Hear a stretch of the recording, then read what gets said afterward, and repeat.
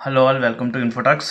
Team India head కోచ్గా Gautam గంభీర్ని BCCI announce చేసింది. ఇది చాలా రోజుల నుంచి ఆల్రెడీ కన్ఫర్మ్ అయిపోయిన విషయమే, బట్ అఫీషియల్గా అనౌన్స్ చేసింది. But Gautam Gambhir head coach అయ్యాక గౌతమ్ గంభీర్కి ఎటువంటి ఛాలెంజెస్ ఉన్నాయి అంటే చాలా పెద్ద ఛాలెంజ్ ఉంది. ఏంటి అంటే గౌతమ్ గంభీర్ ఇది కోరుకున్నాడు. తను ఇప్పుడు కాదు, చాలా రోజులుగా తను టీమిండియాకి హెడ్ కోచ్ అవ్వాలని చాలా కోరుకున్నాడు. ఎందుకంటే ఒక ఇండియన్ హెడ్ కోచ్, పైగా అగ్రెసివ్ హెడ్ కోచ్ ఉంటే టీమిండియాలో చాలా మార్పులు వస్తాయి. ఫర్ ఎగ్జాంపుల్ రాహుల్ ద్రావిడ్ ఉన్నా, మనకి ఇప్పుడు T20 వరల్డ్ కప్ వచ్చినా కూడా, 2023 వరల్డ్ కప్ ఫైనల్స్కి వెళ్ళినా, వరల్డ్ టెస్ట్ ఛాంపియన్షిప్ ఫైనల్స్కి వెళ్ళినా, బట్ కోచింగ్ అప్రోచ్ అనేది ఇంకా డిఫరెంట్ లెవెల్లో ఉండాలి అనేది గౌతమ్ గంభీర్ ఎప్పటి నుంచో చూపిస్తున్న వాదన. అండ్ తను రాహుల్ ద్రావిడ్ని అప్రిషియేట్ చేశాడు, బట్ తను ఒక స్టైల్ టీమిండియాకి కోచింగ్ అనేది ఉండాలి అనేది ఎప్పటి నుంచో వాదిస్తున్నాడు. సో ఆ వాదిస్తున్నాడు కాబట్టి ఇప్పుడు తను హెడ్ కోచ్ అవ్వగానే అలాంటి ఛాలెంజెస్ అన్నీ తన మీద ఉంటాయి. అండ్ ఇంత అగ్రెసివ్ హెడ్ కోచ్ అనేది టీమిండియాకి ఇప్పటి వరకు ఎవరూ రాలేదు. మేబీ గ్రెగ్ చాపెల్ ఉండొచ్చు. గ్రెగ్ చాపెల్ అనేది different element.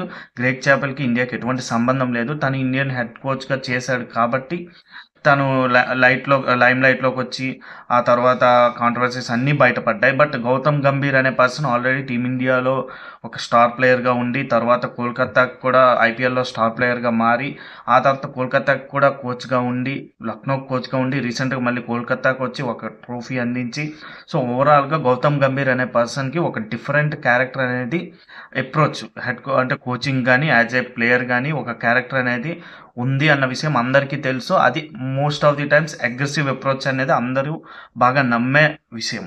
So Gautam Gambhir ఈ అగ్రెసివ్ అప్రోచ్తో టెస్టుల్లో ఎలా మార్పు తీసుకురాగలడు, ఓడిఐస్లో ఎలా మార్పు తీసుకురాగలడు, T20స్లో ఎలా మార్పు తీసుకురాగలడు. ఓడిఐస్ని కొంచెం, వన్డేస్ని మనం కొంచెం పక్కన పెట్టుకోవచ్చు, ఎందుకంటే వన్డేస్ అంత ఎక్కువ జరగటం లేదు. వరల్డ్ కప్ వచ్చే టైంకో, లేకపోతే నెక్స్ట్ ఇయర్ ఛాంపియన్షిప్ స్టార్ట్ అయ్యే టైంకో వన్డేస్ మీద తను దృష్టి సాధించవచ్చు. బట్ T20s టెస్ట్లు తన అప్రోచ్ ఎలా ఉంటుంది? T20స్లో కొత్త టీం అంటే కోహ్లీ, రోహిత్ శర్మ, నెక్స్ట్ జడేజా ముగ్గురు రిటైర్ అయ్యారు. సో 3 ప్లేసెస్ ఉన్నాయి. సో కోహ్లీ ప్లేస్లో ఎవరు వస్తారు, రోహిత్ శర్మ ప్లేస్లో ఎవరు వస్తారు, అండ్ ఒకేసారి కన్ఫర్మ్ చేసి పెట్టేయడానికి వాళ్ళ ప్లేసెస్ ఏమి నార్మల్ ప్లేసెస్ కాదు. సో చాలామంది ప్లేయర్స్ని మేబీ ట్రై చేస్తాడేమో తను, లేదా ఒకే ప్లేయర్ మీద నమ్మకం ఉంచుతాడా అనేది చూడాలి. అండ్ టెస్టుల్లో కోహ్లీ, రోహిత్ శర్మ స్టిల్ ఆడుతున్నారు. అండ్ అక్కడ రవిచంద్రన్ అశ్విన్ కూడా ఉన్నాడు. సో ఆల్మోస్ట్ సీనియర్ ప్లేయర్స్ టెస్టుల్లో ఉన్నారు. సో సీనియర్ ప్లేయర్స్ని తను ఎలా హ్యాండిల్ చేస్తాడు? కోహ్లీకి, గంభీర్కి ఏవో ఇష్యూస్ ఉన్నాయి, అవి పాతలో, బట్ అవి ఏదైనా స్పోర్ట్ మీద తప్ప పర్సనల్గా వాళ్ళకి ఏమి ఇష్యూస్ లేవు. సో టెస్ట్లో వాళ్ళిద్దరు కాంబినేషన్ ఎలా ఉంటుంది? అండ్ రోహిత్ శర్మకి, గంభీర్కి పెద్ద ఇష్యూస్ లేవు. అండ్ గంభీర్ ఎప్పటి నుంచో రోహిత్ శర్మని బ్యాక్ చేస్తూనే ఉన్నాడు, యాజ్ ఏ కెప్టెన్గా కానీ, యాజ్ ఏ ప్లేయర్గా కానీ. బట్ వీళ్ళు ముగ్గురు ట్రయో ఎలా ఉంటుంది?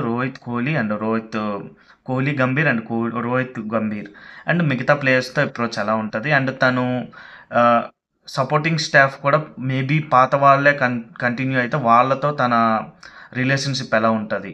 ఎందుకంటే తను ఒక సపోర్టింగ్ స్టాఫ్ని అడిగినట్టుగా మనకి కథనాలు అయితే వస్తున్నాయి.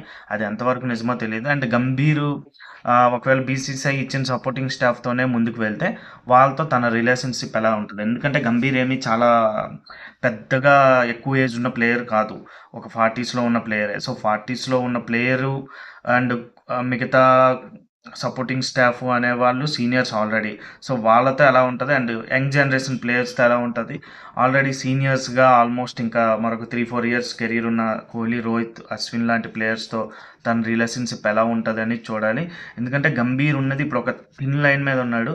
అటువైపు వెళ్తే సక్సెస్, ఇటువైపు వస్తే బిగ్ ఫెయిల్యూర్నే తను ఫేస్ చేయాల్సి వస్తుంది. ఎందుకంటే గంభీర్ పక్కాగా చాలా డేరింగ్ డెసిషన్స్ తీసుకుంటాడని అనుకుంటాం. అండ్ బీసీసీఐ కూడా అదే నమ్ముతుంది. ఎందుకంటే మనం టెస్ట్ ఛాంపియన్షిప్ కానీ, వరల్డ్ కప్ కానీ, ఫైనల్స్కి వచ్చి లేకపోతే సెమీఫైనల్స్లో ఓడిపోతున్నాం అంటే మేబీ ఎక్కడో ఒక టఫ్ కాల్ తీసుకోలేకపోవడం వల్లనే మేబీ కోచెస్ కూడా కొంచెం దానికి భయపడుతున్నారు.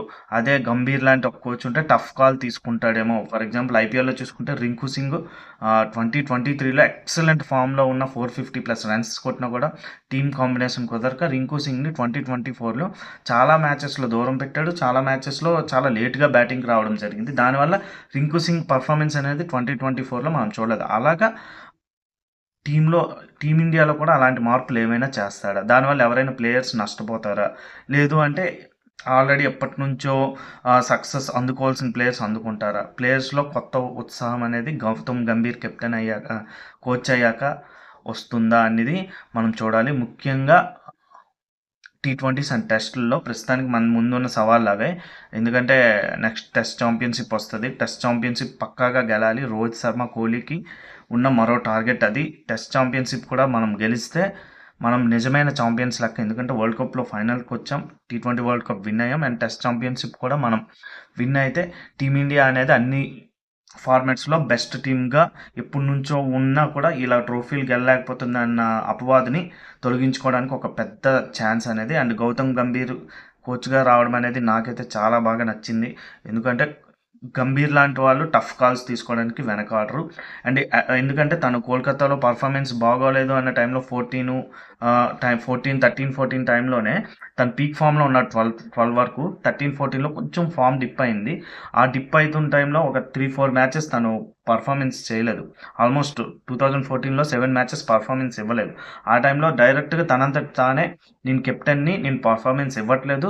సో, నన్ను నేను డ్రాప్ చేసుకోవాలనుకుంటున్నాను. ఎవరినైనా కెప్టెన్‌గా అనౌన్స్ చేద్దామని అనుకుంటున్నానని షారుఖ్ ఖాన్‌కే డైరెక్ట్‌గా వెళ్లి చెప్పడం జరిగింది.